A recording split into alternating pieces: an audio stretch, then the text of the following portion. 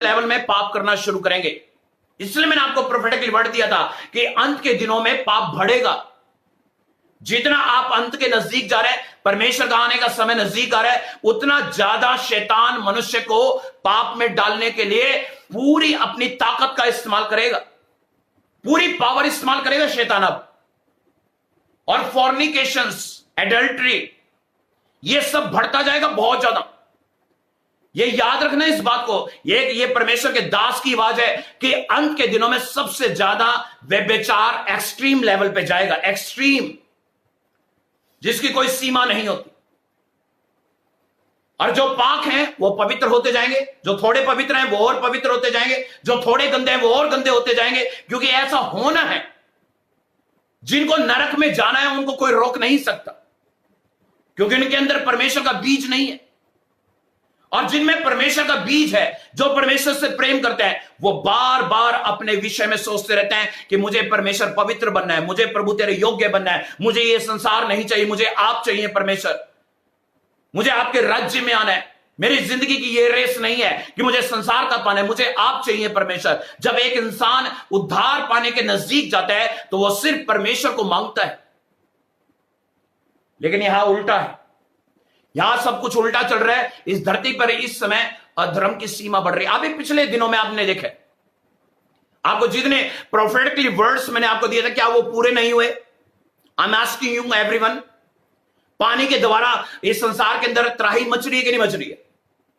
असम के अंदर आपने देखा कि क्या हो रहा है, ओडिशा में आपने देखा, आउट ऑफ कंट्री में देखिए आप, आउट ऑफ कंट्रीज के अंदर आप अगर सोमालिया के अंदर बात करते हैं, पेरिस की बात करते हैं, ब्राजील की बात करते हैं, पेरू की बात करते हैं, यहां पर सब जगह इसमें बाढ़ की स्थिति है।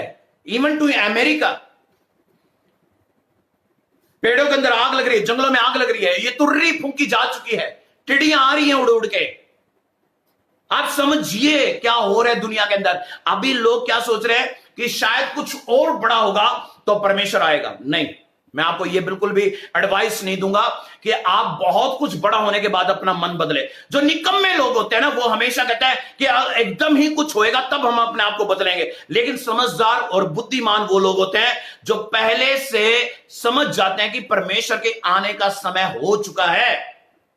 तुर्री फूंकी जा चुकी है आसमान में, स्वर्ग के अंदर इस समय स्वर्गदूत तैयारी करके बैठे हैं कि कब हमारा यहोवा, कब हमारा परमेश्वर उस पे घोड़े पर सवार होगा, कब बादलों पर जाएगा और हम उसके पीछे जाएंगे।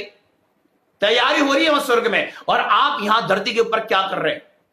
What are you doing here? जब मैं छोटा था, जब मैं अपने बारे में बताता हूं, जब मैं पैदा हुआ था, अपने मां बाप से पूछता था, what is the reason behind why is a human is a birth in this earth? क्यों एक इंसान यहां पर जन्म लेता है? मेरे पेरेंट्स मुझे जवाब नहीं दे पाए। मैं बड़े बड़े ज्ञानियों के पास गया, मैंने उनसे पूछा कि एक इंसान का जन्म धरती पे क्यों हुआ है, व्हाई?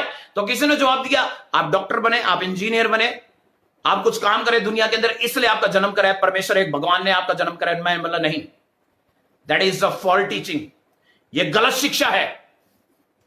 असली शिक्षा ये थी जो मुझे, प्रभु को मैं जानता भी नहीं था बचपन में, और मैं परमेश्वर को आत्मा से जानता था कि इंसान का जन्म इसलिए हुआ है कि वो परमेश्वर को जाने, परमेश्वर से प्रेम करे और परमेश्वर की आराधना करे। मैं ये पहले से आत्मा में जानता था, लेकिन जब यीशु के पास आया तो सब कुछ जान गया कि वाकई में यही एक सर्वशक्तिमान परमेश्वर है। He is a true God, that is the awesome God. जिस हम परमेश्वर की आराधना करते हैं वो इतना शक्तिशाली है, आप सोच भी नहीं सकते उसके विषय में। अगर आप बाइबल को ध्यान से पढ़ते हैं, अगर एक एक वचन को डीप में पढ़ते हैं, आप उसकी पावर को अंडर एस्टिमेट नहीं कर सकते, नेवर। एक जीता जागता इंसान, एक इतने महान परमेश्वर को अगर जिंदगी भर, अगर पूरी कोशिश करके भी अगर समझना चाहे तो बड़ा मुश्किल हो जाएगा।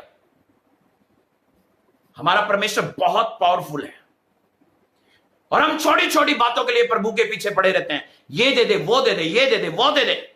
कभी कहा है कि मुझे स्वर्ग चाहिए, मुझे तू चाहिए। कभी कहा कि मेरे परमेश्वर में तेरी इच्छा पूरी हो। कभी कहा यही एक ब्लाइंडनेस है। इसी को हम ब्लाइंडनेस कहते हैं कि आज आत्मिक अंधे लोगों की संख्या सबसे ज्यादा है कि चर्च में घुसेंगे, डिमांड पहले, पास्टर जी प्रेयर करना, ये चीज चाहिए मुझे, वो चाहिए, ये चाहिए, आपको सब कुछ मिल जाएगा। फिर उसके बाद क्या क्या उसके बाद क्या करेंगे?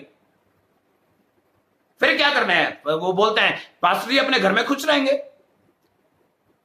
ये सेल्फिश लोग हैं, ये संसारिक लोग हैं जो परमेश्वर से लेने के लिए आते हैं, देने के लिए उनके पास कुछ नहीं है। ना आराधना है, ना स्तुति है, ना वचन को जानना है, ना किसी को बचाना है। कोई अंधकार में मर रहा है, कोई शैतान के पास जा रहा है, उसके लिए प्रार्थना नहीं करनी, उसको बचाना नहीं। ये निकम्मे लोग ही तो ये नरक के हैं। यही वो हैं जो नरक में जो जाने वाले हैं। और आज मैं क्यों ये वचन आपको आज मैं देने के लिए आया, क्योंकि मुझे पवित्र आत्मा ने, मैंने इतने दिन परमेश्वर से कहा कि परमेश्वर अब मैं जाऊंगा तो तेरी इच्छा के मुताबिक वो वचन देना चाहूंगा जो तू चाहेगा, और आज मैं वही लेके आया हूं आपके लिए। मेरा एक ही मकसद है कि आप ज्ञान को ले। होशे की पुस्तक में क्या लिखा कि मेरी भेड़ें नाश हुई जाती है बिना ज्ञान के, और उसके नीचे भी पढ़िएगा कि मेरे याजक लोग आज मेरी आराधना करना तो जानते हैं लेकिन ज्ञान के बिना प्रचार करते हैं, बिना ज्ञान के प्रचार करते हैं।